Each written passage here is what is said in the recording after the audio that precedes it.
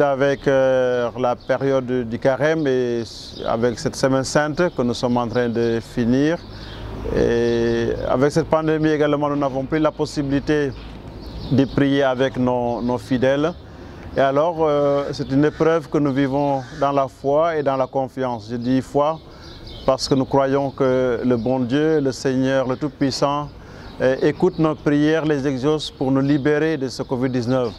Dans l'espérance également parce que nous savons que l'État a mis tous les moyens nécessaires pour venir à bout de cette pandémie. Et nous espérons qu'avec tout ce qui est mis sur place, avec le ministère de la Santé et de l'Action sociale, les médecins, les infirmiers, tout le personnel médical, que nous arriverons à trouver une solution et à combattre ce Covid-19.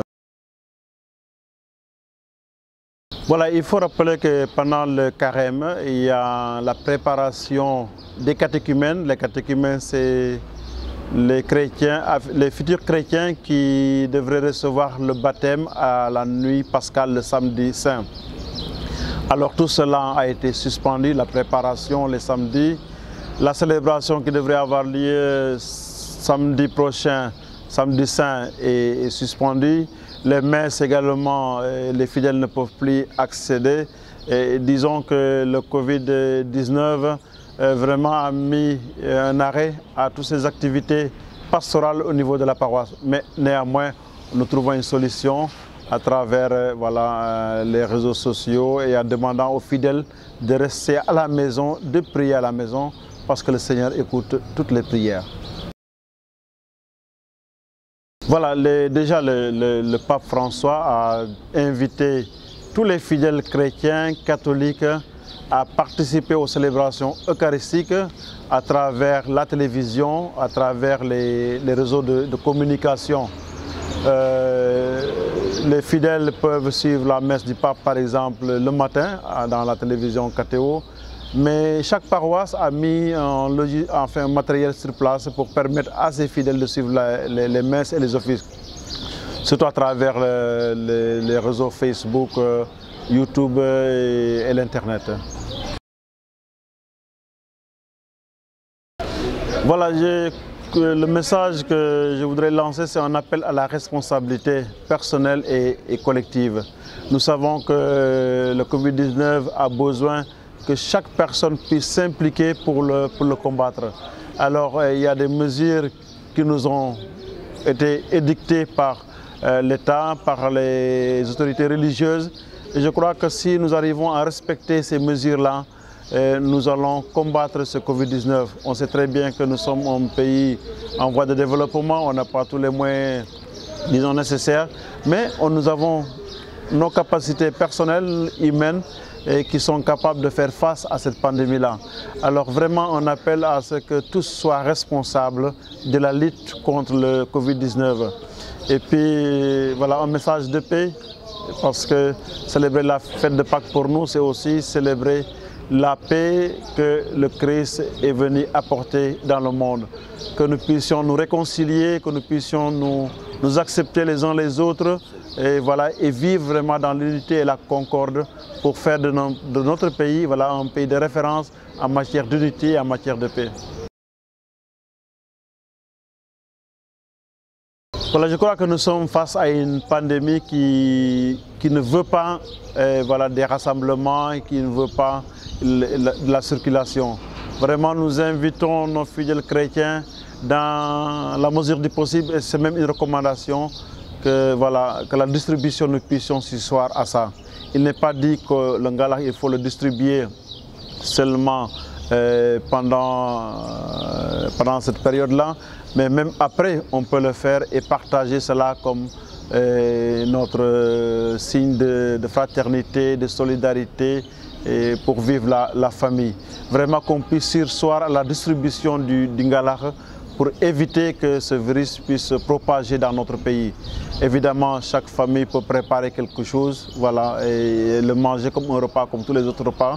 Mais nous recommandons que les familles évitent de le distribuer pour ne pas contaminer des gens, parce qu'on ne sait pas qui est contaminé, qui n'est pas contaminé. Et donc, nous devons être vraiment responsables de nos actes et de tout ce que nous faisons.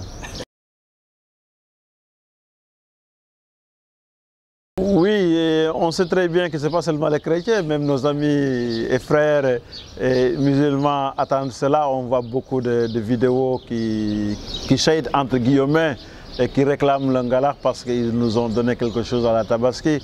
C'est dur, voilà, mais il faut aussi faire cette expérience-là. Hein, et de ne pas l'avoir cette année, enfin à cette période-là, mais qu'on peut l'avoir dans les jours à venir. On prie pour que le Covid-19 ne dure pas, que le Seigneur nous aide à le combattre, pour que nous puissions reprendre nos activités. Et après cette pandémie, on pourra bien faire le Ngala et le distribuer à nos frères musulmans. Voilà. Donc vous l'avez dit tantôt dans votre introduction, lors de la première question, donc le fait que le gouvernement intègre donc les familles religieuses, est-ce que vous êtes dans le même cas que les autres? Oui, il faut dire que l'Église catholique, d'ailleurs, je crois, a devancé même la déclaration du chef de l'État et du gouvernement avant que ça ne sorte les décrets pour demander aux gens de rester à la maison, l'état d'urgence. Nos évêques nous avaient déjà demandé de surseoir à toutes les activités religieuses parce qu'on comprenait le danger qu'il y avait de nous retrouver et donc il fallait déjà prendre les mesures. Et nous sommes très heureux que le chef de l'État, à son Excellence Macky Sall, puisse aussi prendre cette responsabilité dès le début de dire voilà, la lutte commence maintenant. N'attendons pas que ça se propage pour prendre des résolutions, mais c'est dès maintenant que nous devons vraiment respecter certaines règles et lutter contre ce Covid-19. Et je le rappelle parce que nous n'avons pas un système médical très sophistiqué au Sénégal. Quand même, on est un pays pauvre, il faut l'accepter. Et si on ne devance pas à son arrivée chez nous, si on ne met pas les mesures en avant, on peut se retrouver avec une situation catastrophique. Et on rend grâce à Dieu pour tout le travail qui est en train d'être fait et qui montre que voilà, l'État a pris au sérieux cette pandémie-là et qu'ensemble nous sommes en train de le combattre. Voilà, je vous remercie Père Marcel Thiaw de nous avoir accordé maintenant cette invitation. Merci beaucoup. Merci beaucoup, c'est moi qui vous remercie et prie vraiment pour que votre travail continue de l'avant, que vous puissiez nous informer et nous former. Et merci de voir aussi que votre groupe fait partie aussi de cela qui lutte contre la pandémie et je pense que c'est important. Tous les moyens doivent être utilisés pour permettre à une grande sensibilisation des Ghanéens de cette pandémie-là et vraiment de le combattre. En tout cas, un grand merci et de choisir notre paroisse Marie-Immaculée pour cet entretien-là. Je vous remercie. Merci Père Marcel Thiaw de nous avoir accordé cet entretien à cette période si particulière. Merci.